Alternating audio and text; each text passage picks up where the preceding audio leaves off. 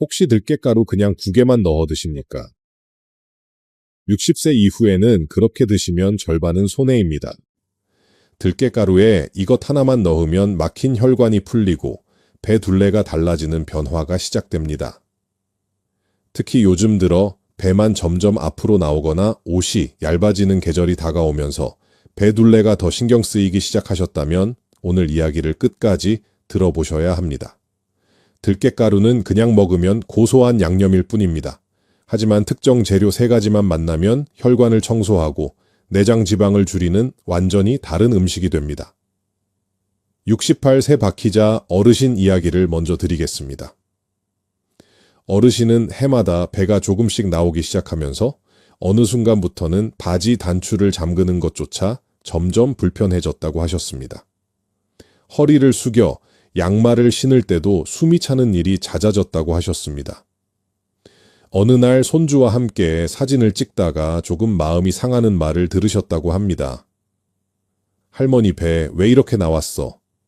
다른 할머니들은 날씬한데? 손주는 아무 생각 없이 한 말이었겠지만 그 말이 마음에 오래 남았다고 하셨습니다. 그날 이후로 거울을 볼 때마다 배부터 먼저 보이기 시작했다고 하셨습니다. 그래서 동네 공원을 하루 30분씩 걷기도 해보셨고 저녁 밥양도 줄여보셨습니다.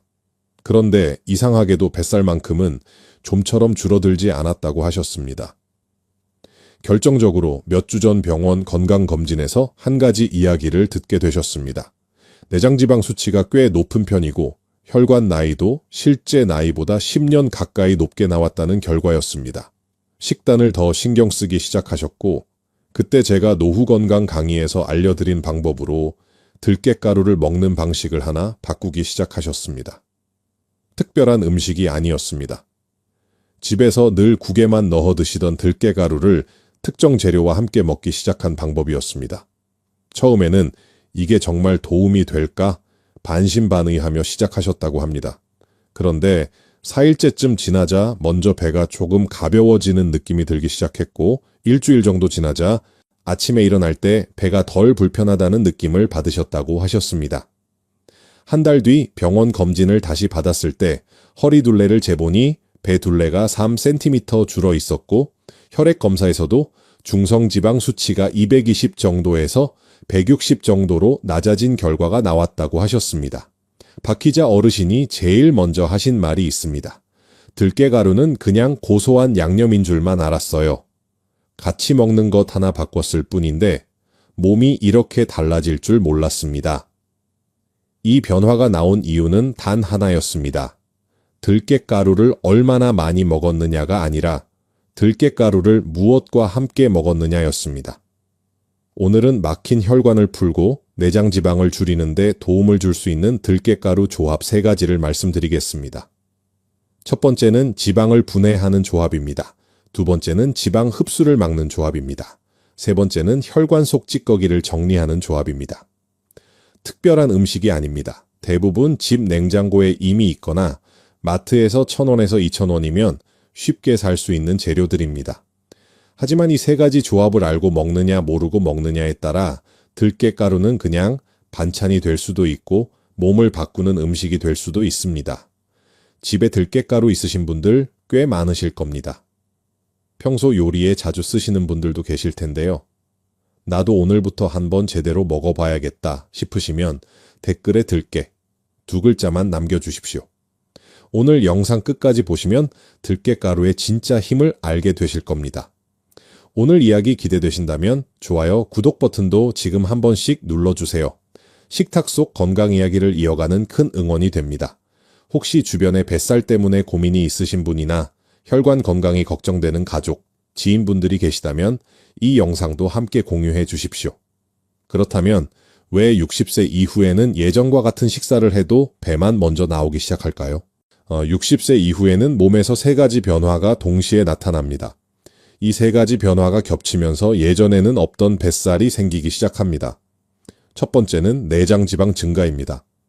같은 양을 먹어도 예전처럼 살이 빠지지 않고 유독 배 주변으로 지방이 쌓이기 시작합니다. 나이가 들수록 몸은 피하지방보다 장기 주변에 쌓이는 내장지방 형태로 에너지를 저장하려는 경향이 강해집니다. 그래서 체중은 크게 늘지 않았는데도 배만 앞으로 나오기 시작하는 경우가 많습니다. 두 번째는 혈관 변화입니다. 60세 이후에는 혈관벽에 콜레스테롤과 중성 지방이 조금씩 쌓이기 시작합니다. 이렇게 되면 혈관이 점점 좁아지고 혈액이 흐르는 속도도 느려집니다. 혈액순환이 떨어지면 몸이 에너지를 사용하는 속도도 함께 낮아집니다. 이때 사용되지 못한 에너지가 지방 형태로 저장되기 쉬워집니다. 세 번째는 기초대사량 감소입니다. 나이가 들수록 근육량이 줄어들고 몸이 소비하는 에너지 양도 자연스럽게 감소합니다. 예전에는 같은 식사를 해도 몸에서 대부분을 에너지로 사용했지만 60세 이후에는 남는 에너지가 지방으로 저장되는 비율이 높아집니다. 결국 60세 이후 뱃살이 늘어나는 이유는 단순히 많이 먹어서가 아니라 대사 속도 감소와 혈관 변화, 그리고 내장 지방 축적, 이 세 가지가 동시에 겹치기 때문입니다. 그래서 이 시기에는 단순히 음식을 줄이기보다 몸의 대사와 혈관 흐름을 함께 고려한 식사 방식이 더 중요해집니다. 그래서 여기서 들깨가루 이야기가 다시 나오게 됩니다. 많은 분들이 들깨가루를 그냥 국이나 나물에 넣는 고소한 양념 정도로만 생각합니다. 하지만 실제로는 들깨가루 속에 들어있는 오메가3 지방산이 혈관과 내장 지방에 직접 관여하는 성분입니다. 오메가3는 혈관 벽에 붙어있는 중성지방과 콜레스테롤을 천천히 떼어내는 역할을 합니다. 쉽게 말하면 수도관 안쪽에 끼어있는 기름때를 조금씩 벗겨내는 역할을 한다고 생각하시면 이해가 쉽습니다. 혈관 벽에 붙어있던 기름 찌꺼기가 줄어들면 혈액이 흐르는 길이 조금씩 넓어지고 몸이 에너지를 사용하는 속도도 다시 올라가기 시작합니다. 그런데 여기서 많은 분들이 한 가지 중요한 사실을 놓치고 계십니다. 들깨가루는 혼자 먹으면 효과가 제한적입니다. 들깨가루 속 오메가3가 몸에서 제대로 작용하려면 특정 성분과 함께 들어와야 합니다. 그래야 지방을 태우는 과정이 시작되고 새로운 지방이 쌓이는 것을 막고 혈관에 쌓인 찌꺼기까지 정리되는 세 가지 작용이 동시에 일어나게 됩니다. 그래서 제가 노후 건강 강의에서 자주 말씀드리는 것이 있습니다. 들깨가루는 많이 먹는 음식이 아니라 어떻게 조합해서 먹느냐가 더 중요한 음식입니다. 이제 먼저 첫 번째 조합부터 말씀드리겠습니다. 많은 분들이 국에 넣는 채소 정도로만 떠올리는 이 재료가 여기서 중요한 역할을 합니다. 바로 무와 식초를 함께한 들깨가루 조합입니다. 무에는 이소티오시아네이트라는 성분이 들어있습니다. 이 성분은 몸의 대사를 조금 더 활발하게 움직이도록 돕는 역할을 합니다. 쉽게 말하면 몸속에서 에너지를 태우는 속도를 살짝 끌어올리는 스위치 같은 역할을 합니다. 난방 보일러 온도를 조금만 올려도 집안이 금방 따뜻해지는 것처럼 대사가 조금만 활발해져도 몸은 저장된 지방을 먼저 쓰기 시작합니다. 여기에 식초가 더해지면 작용이 한 번 더 겹칩니다. 식초 속 초산은 새로운 지방이 만들어지는 과정을 억제하는 데 관여하는 것으로 알려져 있습니다. 이미 쌓여있는 지방은 에너지로 사용하도록 돕고 새 지방이 쌓이는 속도는 늦추는 방향으로 작용합니다. 여기에 들깨가루가 함께 들어가면 의미가 조금 달라집니다. 들깨가루 속 오메가3 지방산은 혈관 벽에 붙어 있는 중성 지방과 콜레스테롤이 서로 뭉치는 것을 억제하는 데 관여합니다. 쉽게 말하면 무와 식초가 지방을 태우는 환경을 만들고 들깨가루는 혈관 속 흐름을 부드럽게 만드는 역할을 하는 셈입니다. 혈관을 수도관에 비유하면 이해가 쉽습니다. 오래된 수도관 안쪽에 기름때가 끼면 물길이 점점 좁아지듯이 혈관도 지방이 쌓이면 흐름이 느려집니다. 그런데 들깨가루 속 오메가3는 이 기름 성분이 더 달라붙는 것을 막고 혈관 흐름을 조금 더 부드럽게 움직이도록 돕는 역할을 합니다. 그래서 이 조합을 드시는 분들 가운데는 건강검진에서 중성지방 수치가 내려갔다고 이야기하는 분들도 있습니다. 그리고 많은 분들이 먼저 느끼는 변화가 배가 가벼워졌다는 느낌입니다. 방법도 복잡하지 않습니다. 무 약 200g 정도를 준비해 성냥개비 굵기로 채 썹니다. 여기에 식초 2큰술과 꿀 1큰술을 넣어 가볍게 버무린 뒤 약 10분 정도 두면 무에서 수분이 조금 올라옵니다. 이때 들깨가루를 3큰술 정도 넉넉히 넣어 다시 한번 섞어주면 됩니다. 점심이나 저녁 반찬으로 함께 드시면 충분합니다. 너무 오래 절이면 무의 식감이 물러질 수 있으니 10분에서 15분 정도만 두는 것이 좋습니다. 두 번째 조합은 양배추와 들깨가루 조합입니다. 많은 분들이 뱃살을 줄이려면 무조건 지방을 태워야 한다고 생각하십니다. 하지만 실제로는 지방이 몸에 들어오는 양을 줄이는 것도 중요합니다. 바로 이 역할을 양배추가 합니다. 양배추에는 식이섬유가 풍부하게 들어 있습니다. 이 식이섬유는 장 속에서 담즙과 결합하는 성질이 있습니다. 담즙은 지방을 분해하고 흡수하도록 돕는 역할을 하는데 식이섬유가 담즙을 붙잡아 버리면 지방이 흡수되는 양이 자연스럽게 줄어들게 됩니다. 이 과정에서 콜레스테롤 일부가 몸 밖으로 함께 배출되기 때문에 혈관에 쌓이는 지방 부담도 줄어드는 방향으로 이어질 수 있습니다. 쉽게 말하면 기름진 음식을 먹었을 때 양배추 속 섬유질이 장 속에서 작은 빗자루처럼 움직이며 지방과 콜레스테롤 일부를 밖으로 끌고 나가는 역할을 한다고 이해하시면 됩니다. 여기에 들깨가루가 더해지면 몸이 느끼는 포만감이 조금 달라집니다. 들깨가루 속 좋은 지방이 포만감을 오래 유지하도록 돕기 때문에 식사 후 간식을 찾는 횟수가 줄어드는 경우가 많습니다. 자연스럽게 탄수화물 섭취가 줄어들고 뱃살이 쌓이는 환경도 함께 줄어들게 됩니다. 이 조합은 양배추를 살짝 익혀 먹는 것이 좋습니다. 양배추 4장 정도를 준비해 찜기에 약 5분 정도 찌거나 끓는 물에 3분 정도 데쳐 부드럽게 만들어줍니다. 소스는 들깨가루 2큰술에 꿀 1큰술, 된장 반 큰술을 넣고 물 1큰술을 더해 섞어줍니다. 이렇게 만든 들깨의 소스에 양배추를 찍어 드시면 됩니다. 특히 아침 식사 전에 조금 드시면 포만감이 오래 유지되는 분들이 많습니다. 세 번째 조합은 미역과 들깨가루 조합입니다. 미역은 흔히 국 재료 정도로만 생각하기 쉽지만 혈관 건강과 관련해 자주 이야기되는 성분들이 들어 있습니다. 대표적인 것이 알긴산입니다. 알긴산은 장에서 나트륨과 일부 지방 성분을 흡착해 몸 밖으로 배출되는 과정에 관여하는 것으로 알려져 있습니다. 그래서 미역을 꾸준히 드시는 분들 가운데는 혈압 관리에 도움이 되었다고 말하는 경우도 있습니다. 또 하나 주목되는 성분이 후코잔틴입니다. 이 성분은 해조류에 들어있는 성분으로 체내 지방 대사와 관련된 연구에서 자주 언급되는 물질입니다. 특히 내장 지방과 관련된 대사 과정에 관여하는 것으로 알려져 있어 관심을 받는 성분입니다. 여기에 들깨가루가 더해지면 지용성 성분의 흡수율이 조금 더 높아질 수 있습니다. 미역 속 일부 성분은 기름과 함께 있을 때 몸에서 이용되는 비율이 높아지는 특성이 있기 때문입니다. 미역국을 끓일 때 들깨가루를 마지막에 넣는 것이 좋습니다. 마른 미역 약 20g 정도를 물에 불린 뒤 냄비에 물 4컵 정도를 넣고 끓입니다. 미역을 넣고 약 10분 정도 끓인 뒤 국간장 1큰술로 간을 맞추고 마지막에 들깨가루 3큰술을 넣어 한 번만 가볍게 저어주면 됩니다. 들깨가루 속 오메가3는 열에 오래 노출되면 산화될 수 있기 때문에 불을 끄기 직전에 넣는 것이 좋습니다. 이 3가지 조합은 역할이 조금씩 다릅니다.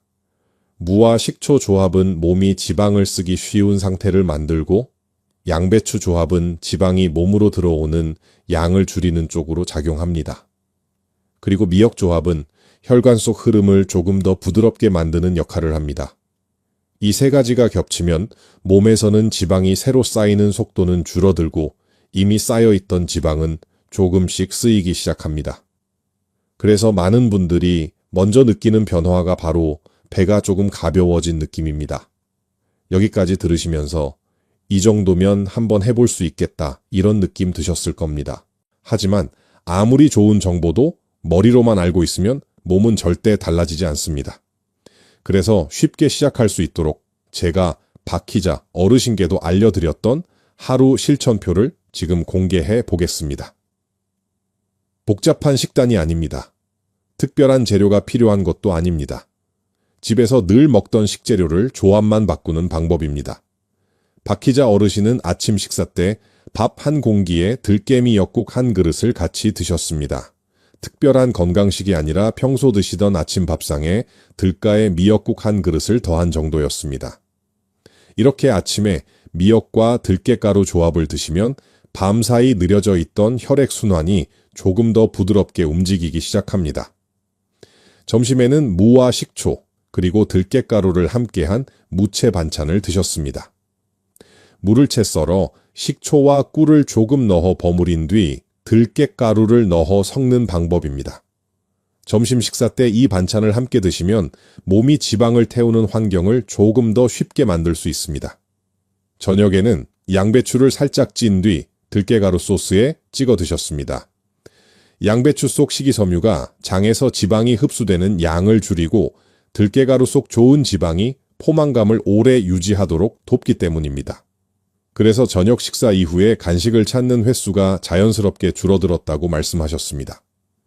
이렇게 하루 식탁에서 3번의 조합을 번갈아 드셨을 뿐인데 박희자 어르신은 한 달 뒤 허리둘레가 3cm 줄어 있었고 중성지방 수치도 이전보다 낮아진 결과를 확인하셨습니다. 특별한 약을 드신 것도 아니었고 갑자기 운동량을 크게 늘린 것도 아니었습니다. 식탁에서 조합 하나만 바뀌었을 뿐이었습니다. 노후 건강 강연을 하다 보면 많은 분들이 이런 질문을 하십니다. 선생님, 정말 며칠만 해도 몸이 달라질 수 있습니까? 제가 현장에서 늘 드리는 대답이 있습니다. 몸은 생각보다 빨리 반응합니다. 물론 하루 이틀 만에 눈에 보이는 변화가 나타나는 것은 아닙니다. 하지만 보통 이 조합을 시작하면 이틀에서 3일 정도 지나면서 먼저 배가 가벼워졌다는 느낌을 이야기하는 분들이 많습니다. 장 속에 머물러 있던 노폐물이 배출되면서 배가 덜 더부룩해지기 때문입니다. 4일이나 5일 정도 지나면 손발이 조금 따뜻해졌다고 말씀하시는 분들도 있습니다. 혈액순환이 조금 더 부드러워지면서 몸이 차가운 느낌이 줄어드는 경우가 있기 때문입니다. 그리고 일주일 정도 지나면 바지를 입을 때 배가 덜 눌린다는 이야기를 하는 분들도 있습니다.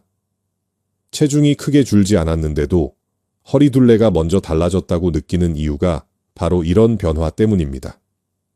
그래서 저는 강연에서 항상 같은 말을 드립니다. 몸은 갑자기 바뀌지 않습니다. 하지만 식탁 위 작은 습관이 바뀌기 시작하면 몸도 그 방향으로 천천히 움직이기 시작합니다. 들깨가루 한 숟가락이 단순한 양념으로 끝날 수도 있지만 어떤 재료와 함께 먹느냐에 따라 몸의 흐름을 바꾸는 시작점이 될 수도 있습니다. 중요한 것은 완벽하게 하려는 것이 아니라 지금 식탁에서 한 가지 조합을 바꾸는 것입니다. 그 작은 변화가 쌓이면서 몸은 생각보다 빠르게 반응하기 시작합니다. 하지만 여기서 한 가지 더 기억하셔야 할 부분이 있습니다. 몸에 좋은 음식도 상황에 따라 조절이 필요합니다. 먼저 위장이 약하신 분들은 식초를 너무 강하게 드시면 속이 쓰릴 수 있습니다. 이런 경우에는 식초 양을 절반 정도로 줄이거나 식후에 드시는 것이 좋습니다. 양배추 역시 식이섬유가 많은 채소이기 때문에 위가 예민한 분들은 처음부터 많은 양을 드시기보다 조금씩 늘려가는 것이 좋습니다. 그리고 미역은 칼륨이 많은 식재료이기 때문에 신장 기능이 약한 분들은 양을 줄이거나 드시는 횟수를 조절하는 것이 좋습니다. 또 한 가지 많은 분들이 놓치는 부분이 있습니다.